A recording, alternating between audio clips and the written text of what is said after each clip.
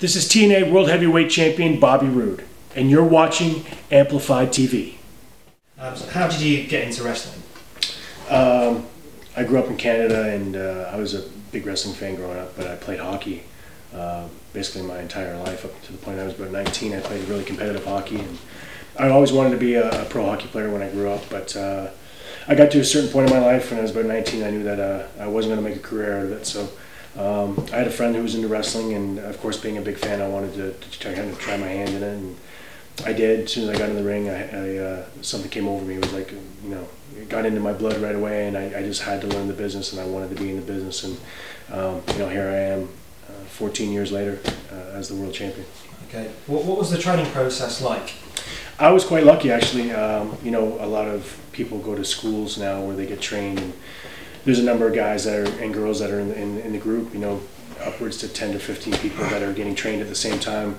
I was lucky enough to be trained one-on-one. I had a lot of one-on-one training, and that helped me out immensely. I basically was trained for about 3 or 4 months. I caught on to things pretty quickly, and before I knew it, I had my first match. Okay. In the years you've been wrestling, on both the independent scene and in TNA, what has been your favourite match to date, and why? I've had a lot of favorite matches. I don't know favorite matches, but great matches that I remember, but obviously the one that sticks out the most is probably the night that I won the world title from James Storm. It was a TV match on Impact Wrestling, and it was different because it was outside of our home base. Normally our TV tapings are taking place in Orlando, Florida, but we were in Macon, Georgia, and that was the night that it all happened for me, the night that I won the world title. So that's definitely a night that's I'm going to remember for a long time. Yeah. Was it a little bit more different from other title wins because you're so close to James anyway? It was. It was one of those things where we knew each other like the back of our hand. He knew my strengths and weaknesses, and vice versa.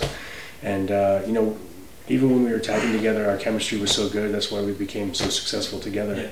And I think our chemistry against each other is just as good too. So I think we put on a great performance that night, and like I said, just being able to win the title and then getting to where I'm at today is something that sticks out in my mind. Okay. And what advice would you give to someone wanting to pursue a career in professional wrestling? To find a reputable school, a good school that's going to train you properly, give you the right advice, and steer you in the right direction. A lot of guys now are getting trained by people, unfortunately, that don't know what they're doing, and are just basically, it's just a money grab situation, which is unfortunate. And I think if you're serious about getting in the business, if you're serious about becoming a professional wrestler, then go to professional school and be taught by a professional. Okay. And TNA returns to the UK next year for the Road to Lockdown tour. Which city are you most looking forward to performing in? There's not really one particular city. Every time we come over here, I've been fortunate enough to come over here for every single tour we've done, and every year it seems to get better and better and better. Last year we missed Dublin. Dublin's always a place that I love to perform in. The fans there are really great, and the arena that we perform in is a lot of fun to perform in. It's just a real intimate type setting, and the fans are very, very loud, and I've always had a lot of fun in Dublin. But obviously, like this past year, being at Wembley Arena doing the TV tapings there was something very special for me, being the world champion, and something special for our company too. It's something that we've never gone international, and to do a TV taping. So we're going to be doing the same thing this year, coming back to Wembley Arena and doing the TV tapings again. So that's something that I'm going to look forward to. Yeah. With the TV tapings, with this year, because it was very last minute announcement, there's no TV set, right, no staging, etc. Would there be a stage this time around? I don't know. That's not really my area to deal with. But to be honest with you, I kind of like the setup. The setup was really cool, and it was very unique and very different. So I hope that we actually kind of keep the thing that we had. Yeah. Have you got any funny road stories that you're willing to talk about? Funny road stories. There's.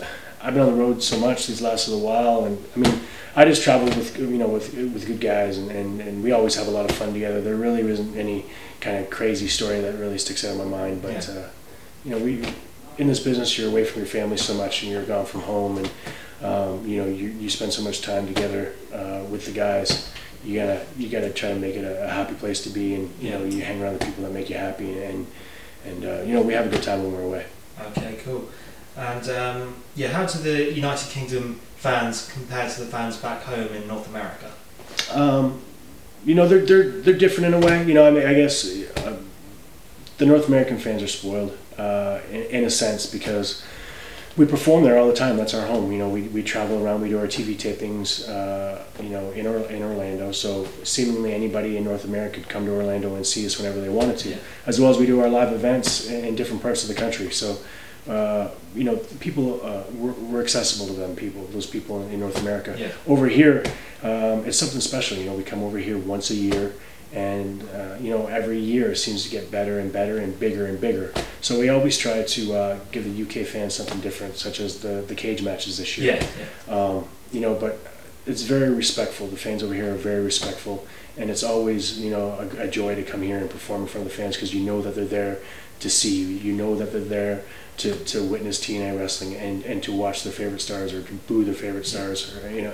So it's always you know, it's always nice to get away. It's always nice to come over and see the different parts of the country and to be away and doing something that you love to do. Okay, and there's recent news that Impact Wrestling will be going live. Right. How do you feel about that? That's great news. You know, when you're live, anything can happen, and it's professional wrestling. And I think from the company standpoint, I think it's a great move. I think for the guys and girls in the locker room, I think it's going to give us an opportunity to step it up, knowing that we're going live and that, you know, that there's no editing. What you do is what you see is what you get, and I think it's going to up our game.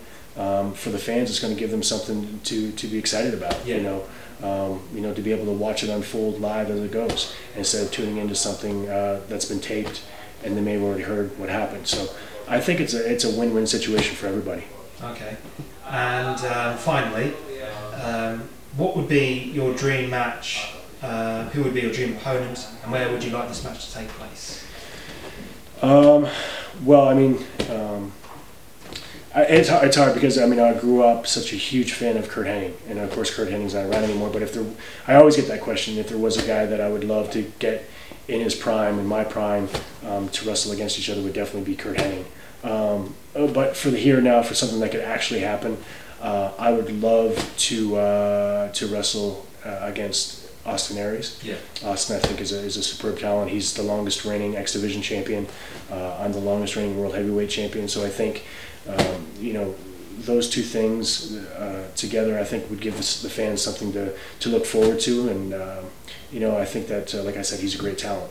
And I would love to have that happen anywhere. Hopefully on a major pay-per-view would be great. Yeah.